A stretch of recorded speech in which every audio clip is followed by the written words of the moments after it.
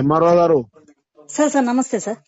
నా నెంబర్ లేదా తల్లి? పొన్నం ప్రభాకర్, ఇది నా అధికారిక నెంబర్. ఇది లేదు సార్, ఇప్పుడే ట్రూ కాలర్ చూస్తున్నాను సార్. నాకు చేసుకో. చేసుకుంటాను సార్. ఆర్డీఓ గారు లైన్ ఉన్నారు. మాధవి, ఇంతకు ముందు మినిస్టర్ గారు కాల్ చేసిన. నమస్తే అమ్మా. సార్, అది ఇప్పుడు మొన్న మీరు చెక్కుల గురించి చెప్పారు కదా, కళ్యాణ లక్ష్మి. అవును సార్.